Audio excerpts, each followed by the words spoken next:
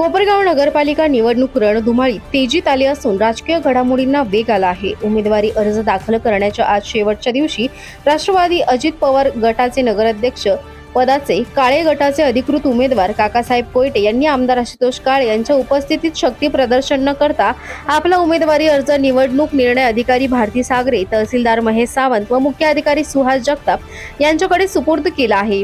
यावेळी आमदार आशुतोष काळे व काकासाहेब कोयटे यांनी माध्यमांना प्रतिक्रिया दिली आहे। यावेळी काकासाहेब कोयटे यांनी विरोधकांच्या विविध टीकांना उत्तर देत बस स्थानक, क्रीडांगण, जलतरण तलाव यासह विविध मुद्द्यांवर भाष्य करत विरोधकांवर निशाणा साधला आहे। तर विरोधकांनी कुंडल्या काढण्याच्या इशाऱ्याला प्रत्युत्तर देताना कोयटे म्हणाले की आम्हीही विरोधकांच्या महाकुंडल्या काढू।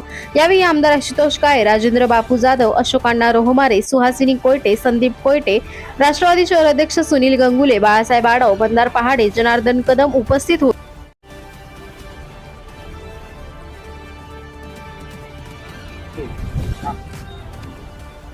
विचारता का बोलू?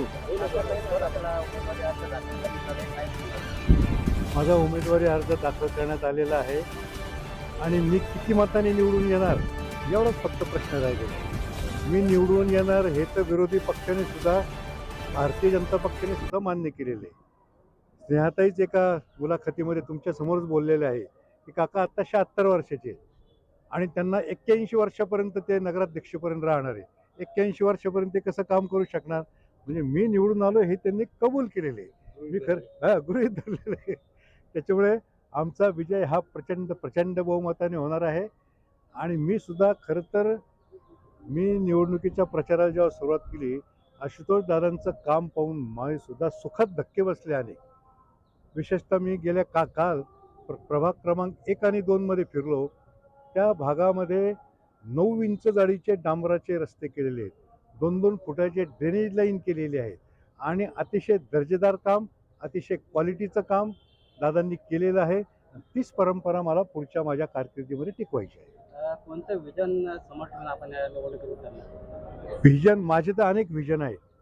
तो एक व्हिजन डॉक्युमेंट तयार करण्याकरता आम्ही गावातून काही फॉर्म भरून घेतलेले आहेत। गावातल्या मतदारांकडून जवळपास 6000 घरी जाऊन 6000 कुटुंबांचे फॉर्म्स आमच्याकडं आलेले आहेत। त्याचा आम्ही अभ्यास करतो आहे आणि त्याचा अभ्यास करून आम्ही व्हिजन डॉक्युमेंट तयार करणार आहोत। ज्या व्हिजन डॉक्युमेंट करता आशुतोष दादांच्या नेतृत्वाखाली उपमुख्यमंत्री अजितदादांनी पाहिजे तेवढा निधी द्यायचं कबूल केलेलं आहे आणि त्या निधीचं योग्य नियोजन व्हावं याचसाठी मी या निवडणुकीत उतरलेलो आहे। यापूर्वी जे काही निधी येत होते त्याचं नियोजनच झालेलं नाही। विशेषतः स्विमिंग पूलचं उदाहरण तुम्ही बघता, स्विमिंग करता शासनाने एवढा निधी दिला, तो स्विमिंग पूल कुठं झोपडपट्टीत झाला गेला, क्रीडा संकुल आलं गेलं, तर त्यांचं उत्तर होतं की ते तालुका क्रीडा संकुल आहे। मग तालुका क्रीडा संकुल काय संजीवनी कॉलेजच्या शेजारीच होऊ शकतं का? तुम्हाला पाहिजे तर यसगावमध्ये करायचं, माहेगावमध्ये करायचं, पोयगावमध्ये करायचं किंवा कोपरगावमध्ये करा, संजीवनी कॉलेजच्या शेजारीच होऊ शकतं का? ते एस.टी. स्टँड एवढं मोठं बांधून ठेवलं त्यांनी, निधी आणला, त्याचं कसल्याही प्रकारचं नियोजन नाही। म्हणजे एस.टी. स्टँड कसं नसावं याचं एक चांगलं उदाहरण म्हणजे कोपरगावचं बस स्थानक आहे। तुम्ही संगमनेरचं बस स्थानक बघा, सिन्नरचं बस स्थानक बघा, उलट्या बाजूने तोंड केलं आहे बस स्थानकाचं आणि कोपरगावच्या सगळ्या विस्थापितांचे गाडे त्या बस स्थानकामध्ये बसू शकलेले असते। प्लॅनिंग नसल्यामुळे, नियोजन नसल्यामुळे हे जे काही कोपरगाव उद्ध्वस्त झालेले त्यांना सगळ्यांना आपल्याला चांगल्या प्रकारे कोपरगाव करायचं आहे। आपल्या उमेदवारीबाबत पण विरोधकांनी टीका केली की बाह्य शक्तीमुळे आपण उमेदवारी करतात। बाह्य शक्तीचा काय संबंध आहे त्याच्यामध्ये? मला आशुतोष दादांनी, अजितदादांनी उमेदवारी दिली, त्यांचा जो उमेदवार आहे हा बाहेरून आलेला आहे, तो कोपरगावचाच नाही, नाशिक जिल्ह्यातल्या कुठून तरी, सिन्नरून कुठून तरी ते आलेलं म्हणतात। माझा जन्मभूमी इथे, कर्मभूमी इथे, लहानपणापासून माझे व्यवसाय, कुटुंबीय सगळे इथंच आहे। तर बाह्य शक्तींचा काय संबंध याचा विषयच नाही इथं। काका, जनतेच्या माध्यमातून एक प्रश्न आहे की ज्यावेळेस आपण जनतेला विचारतो की यावेळेस कोपरगावचं कौल काय राहणार, तर त्यांच्याकडनं असं सांगण्यात येतं की प्रत्येक राजकीय पक्षाचे जे उमेदवार असतात ते ज्यावेळेस अशाच घोषणा करतात पण विकास मात्र त्यामध्ये होत नाही। मी केवळ घोषणा करीत नाही, मी कोपरगावचा विकास, कोपरगावची कामं राजकारणात नसताना सुद्धा आत्तापर्यंत करत आलेलो आहे। हे कोपरगावच्या जनतेनं बघितलेलं आहे। मी कोपरगावमध्ये अभ्यास मंदिर उभं केलेलं आहे, योग मंदिर उभं केलेलं आहे, त्याचप्रमाणे उद्योग मंदिर त्या ठिकाणी उभं केलेलं आहे आणि माझी संकल्पना आहे, खरं तर आशुतोष दादांचं तुम्हाला काम बघायचं असेल ना, तुम्ही प्रभाग क्रमांक 1 मध्ये जा, प्रभाग क्रमांक 2मध्ये जा, प्रभाग क्रमांक 3मध्ये या. निवारा सोसायटीचं जे आम्ही काम करून दाखवलेलं आहे ते आम्ही करून दाखवतो बोलण्यापेक्षा. त्याच्यावर मी आत्तापर्यंत बोललोही नाही कधी. आणि प्रदर्शनमध्ये आशुतोष दादांच्या नेतृत्वाखाली महिलांना जे काही शिलाईचे क्लासेस चालू आहेत तिथे तुम्ही जाऊन बघा. या शिलाई मशीन ज्या महिलांना दिलेल्या आहेत त्याच्या माध्यमातून जे काही उत्पादनं होणार आहेत ते विकण्याची सुद्धा जबाबदारी मी घेणार आहे. महाराष्ट्रातल्या पतसंस्था चळवळीमध्ये मी काम करतो, त्याच्यामुळे या कोपरावच्या महिलांनी उत्पादित केलेले सगळे उत्पादनं मी विकत घेणार आणि ते महाराष्ट्रातल्या प्रत्येक पतसंस्थेमध्ये मी विक्रीला ठेवणार. अशा प्रकारे मी करून दाखवणार. आता विरोधकांनी पत्रकार परिषद असं देखील सांगितलं का काकांच्या सामनेवरून काकांनी निवडणुकीला उभी राहिली. कोण काका आहे मला तर काही समजत नाही, पण मला माहिती आहे की मी कोपरावकरांचा लाडका काका आहे. कधी कोपरावर संकट आलं की लोक मला म्हणतात काका आम्हाला वाचवा. म्हणजे बघा, कोरोनाच्या काळामध्ये सातत्यानं 3.5 महिने 1000 लोकांचं जेवण मी घरोघर वाटप केलेलं होतं. 1000 लोकांचं घरोघर डबे जात होते. कोरोना गेल्यानंतर सुद्धा आज सुद्धा 70 निराधार विधवा अपंग महिलांना माझे डबे घरोघर जातात. तेव्हा माझा नाकाचा काही संबंध नाही. बा कोण नाका आहे त्यांनी शोधावं. वयाचा मुद्दा फार गाजतो. वयाचा मुद्दा एक फार गाजतो. त्यांनी पहिल्यांदाच सांगितलं की माझं वय 76 आहे. पहिले तर माझं वय फक्त 73 आहे. 73च्या उलट किती होतं? 37 वयाचं असल्याप्रमाणे मी आत्ताही काम करतो. पतसंस्था चळवळीत काम करत असताना सरासरी माझा 250 किलोमीटर प्रवास असतो. वर्षाला बरोबर 1 लाख किलोमीटर प्रवास माझा होतो.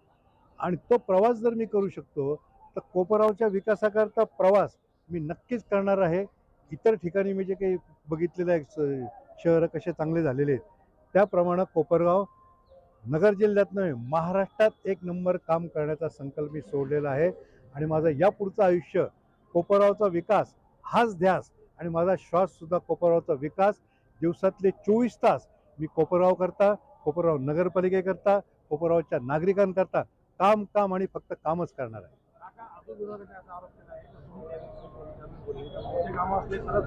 काय छोटे कामासाठी मी काय नगरपालिकेत येणार नाही आणि नागरिकांचे छोटेच कामं असतात जे नगरपालिकेत असतात. ते छोटे कामं आमचे नगरसेवक सगळे करणारच आहे. मी सुद्धा त्याच्यात लक्ष घालणारच आहे. छोट्या कामामध्ये सुद्धा मी आत्तापर्यंत, आता मी राजकारणात नसलो तरी छोटे कामं घेऊन सुद्धा अनेक लोक माझ्याकडे येतात. ते कधी काम मी टाळलेलं नाही.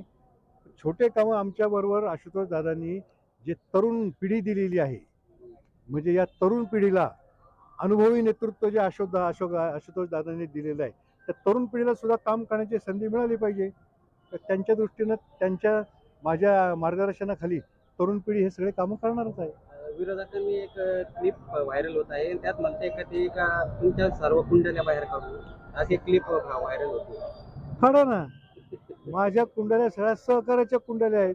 त्यांना काय कुंडल्या बाहेर काढायच्या असतील त्यांनी जर त्या काढल्या, मग आमच्याकडे काय काय महाकुंडल्या आहेत त्या सुद्धा आम्ही काढून ठेवलेल्या आहेत. त्यांनी वैयक्तिक पातळीवर जाऊ नये अशी माझी त्यांना विनंती आहे. ते वैयक्तिक पातळीवर जर गेले, आमच्याकडे तर महाकुंडल्या अनेक काढलेल्या आहेत.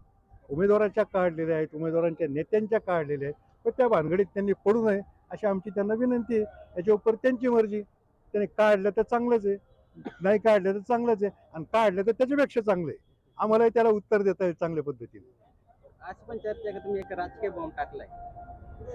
मी राजकीय बॉम्ब टाकलेला आहे. हा खरं तर माझ्यावर सुद्धा बॉम्ब पडलेला आहे.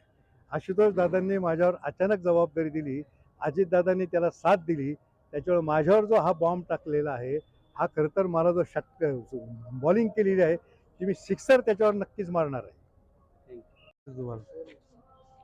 आज पक्षाच्या वतीने नगराध्यक्ष पदाचा उमेदवारीचा अर्ज दाखल करण्यात आलाय. काय कोपरगाव नगर परिषदची 2025ची सार्वत्रिक निवडणूक, त्याच्यामध्ये राष्ट्रवादी काँग्रेस पक्षाचे नगराध्यक्ष पदाचे अधिकृत उमेदवार आदरणीय काकाजी कोयटे यांचा उमेदवारी अर्ज आज दाखल केलेला आहे. त्याचबरोबर बाकीचे नगरसेवक पदाचे उमेदवार यांचे पण उमेदवारी अर्ज दाखल करण्याचं काम चालू आहे आणि लवकरच आपण ते पूर्ण चित्र स्पष्ट होईल. आणि बाकीच्या गोष्टी आम्ही आता नारळ फोडण्याच्या कार्यक्रमाला त्या ठिकाणी बोलू.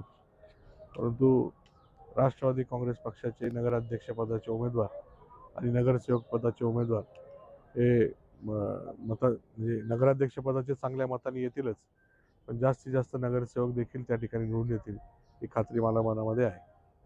जी एक नगरसेवकांची यादी आहे आपल्या वतीने अधिकृत अशी जाहीर करण्यात आली नाही, कुठेतरी संभ्रम आहे असं वाटतंय. आणि जाहीर नाही करणार आम्ही आता. जसं काही फॉर्म भरून होतील मग आम्ही त्या ठिकाणी निवडणूक निर्णय अधिकाऱ्यांकडे देऊ.